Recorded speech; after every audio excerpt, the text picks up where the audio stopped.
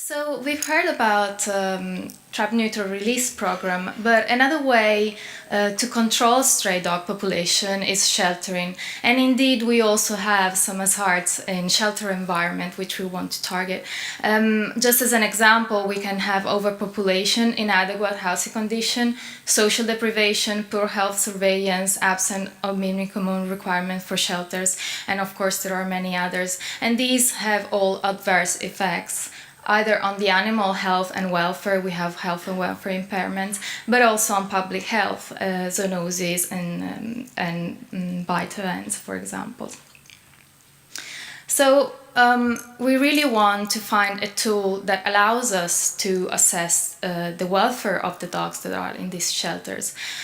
We would like an easy to implement tool and a scientifically validated tool.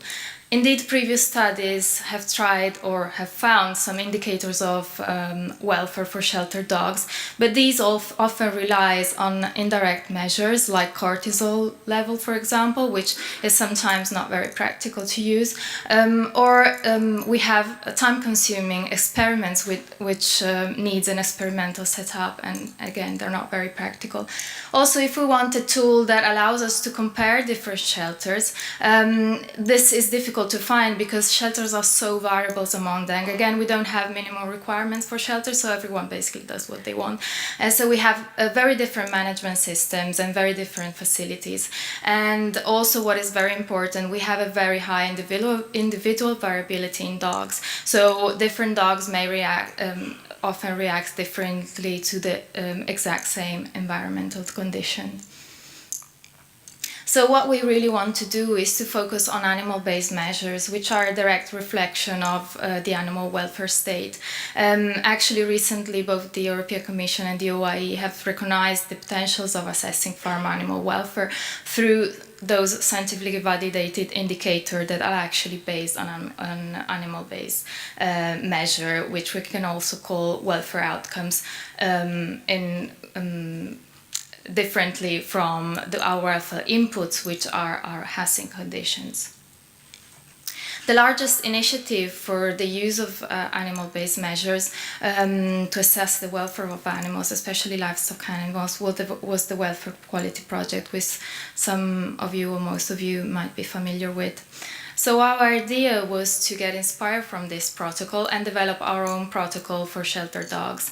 The Welfare Quality Project based their measures on 12 welfare criteria that are grouped on 4 welfare principles that we will see in a minute. So we developed what we call the Shelter Quality Project. This project was founded by the Italian Ministry of Health.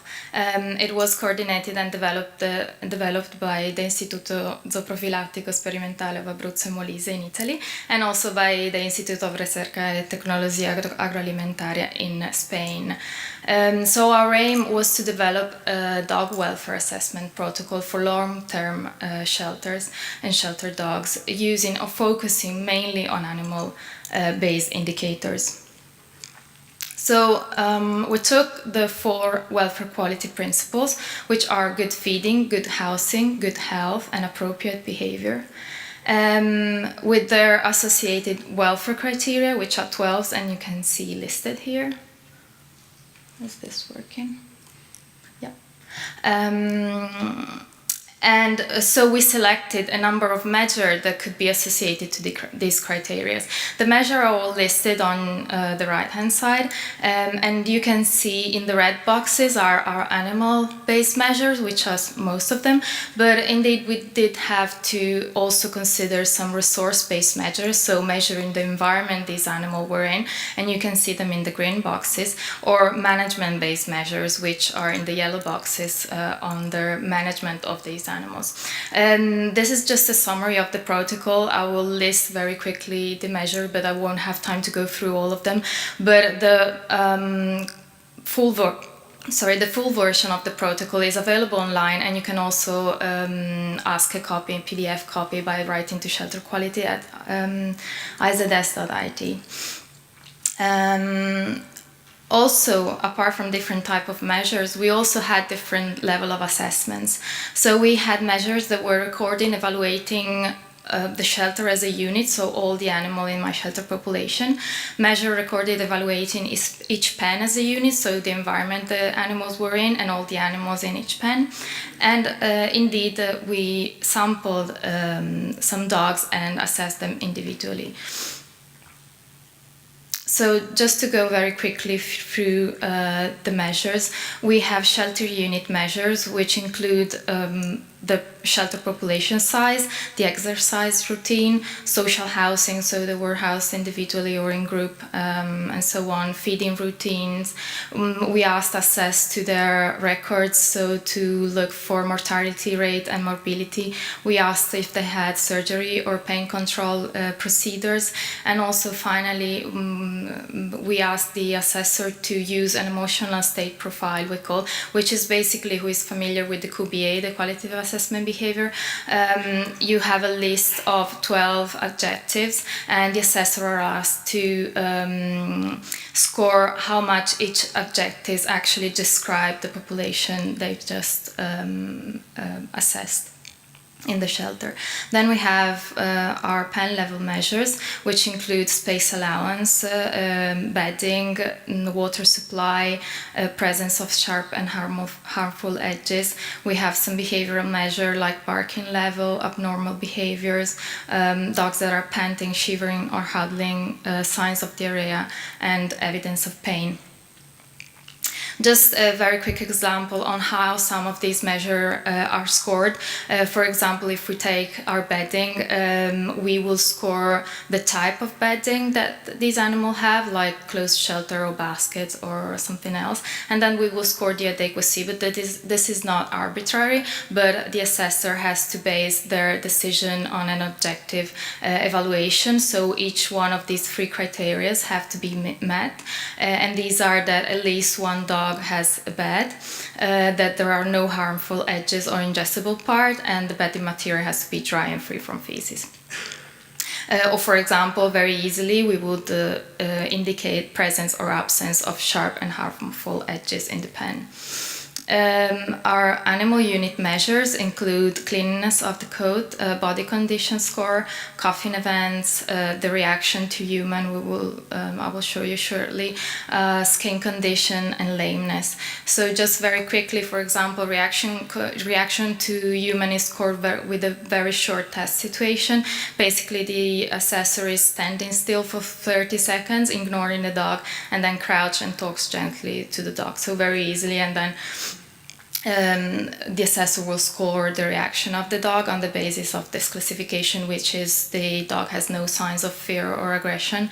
So it's basically shows social or neutral, has fearful reaction, has a defensive aggressive or offensive aggressive reaction. All these are really well detailed in the protocol. Another quick example, we have body condition is divided in too thin, adequate or too heavy, and all these are well described in the protocol. So there's little chance for assessor to assess in a subjective way. Still, there could be, although most of the measures are quite straightforward and easy to assess, we did want to look if these measures were reliable. So we did a training for the assessor that were going to assess and to use the protocol in field. And we looked at the accuracy and reliability of the measure. So basically we look if the observer rater were compared to golden standard, the level of agreement that they had. So thanks Heather for pointing out the levels before, which are the same. So you can see here we can have from low to perfect agreement, and here we found that accuracy was quite high. So we want to look at all those light blue, green, light green and dark green bars here. So indeed 1 or 2 assessor do have a low or fair accuracy. So in that case we would just go through the measure again, see where the problem was, discuss it until everyone had the same level of agreement. And then we looked at the agreement between the observers themselves. And again, we found always from moderate to almost perfect agreement for all of them.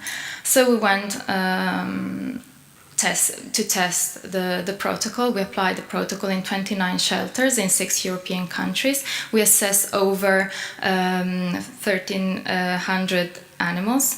The mean shelter population was around 160 dogs, and this is the location where these shelters were across Europe. Just very quickly, we did look at feasibility, so the extent to which the protocol is practical to carry out under field condition. We did look at the validity of measures, so measure was ideally scored from outside, but we want from outside the pen, but we did want to look if that was quite reliable, so we did go inside as well and look close and see if our scoring were valid. And then we looked at protocol reproducibility, so we assessed some shelters twice. I won't go in detail, but we did submit a paper with all these details, so eventually who is interested can go and see exactly what we did there. So just very quickly, we did found a lot of variability among shelters. And as a descriptive statistic, we found, for example, that over 30% of dogs had inadequate amount of space allowance. Over 30% had inadequate bedding as well. Looking at the reaction to human tests, luckily or nicely, almost 80% of dogs were actually social or didn't show no signs of fear or aggression, although we did have 20% of animals that were fearful and 10% of defensive aggressive reactions, and very few animals had offensive aggressive reaction. When we look at animal-based indicators, especially those clinical ones, we found actually very low prevalence across shelters. As you can see, they're all under 10%, and some of them were also very close to zero. So the original protocol actually had more measures, and those that were almost never scored, some of them at least, were considered again and were actually dropped off the protocol. Then what we did was to look whether this animal-based measure could be predictive of my risk factors. So we did a regression analysis, and basically what this table says is that if we take cleanliness of the coat, for example, we have a higher probability of finding animals with a dirty coat when we have an inadequate space allowance and or inadequate bedding type didn't affect this measure. And again, very similarly, when we look at skin condition, we found animals with poor skin condition when, again, the space allowance was inadequate, the bedding was inadequate, and there was presence of sharp and harmful edges. And again, very similar for other measures. I'm not reporting all of them here because my aim is not actually to tell you, okay, if you have an inadequate space allowance, which actually was quite recurrent, so it might be a risk factor, that's bad. It can be, but these analyses are based on our sample, which is quite, although it was a good sample size, is not a picture of all the shelters in Europe. So what we really want to do, and anyway, you can find this analysis in the paper eventually, whoever is interested in. But what is important is that we have a good base here to start with, and if we want a reliable quantitative risk assessment analysis, we will need larger data set that we will achieve through a systematic data collection. We will hope to achieve this in the future. Nevertheless, today this protocol is useful to collect relevant dog welfare measures and have an overview on the shelter condition and criticalities. But we don't want this protocol only to be useful to researchers, but also to all those people that work every day in shelters, so shelter managers, shelter staff, and shelter vets as well. So we recently have been funded for a follow-up project which is also being financed by the Italian Ministry of Health. Within this project, we are actually aiming at developing a scoring system which will finally classify shelters on the basis of the welfare of the animals that they host. And indeed, we will have our nice app that you can use with your smartphone or with your tablet, and so that everyone can just collect their data, and then when you press the final button, you will get actually a final score of the level of assessment and some red flags with your criticality. So really special thanks to all our partners and to all the people that helped us in the data collection, and to you for listening. Thank you.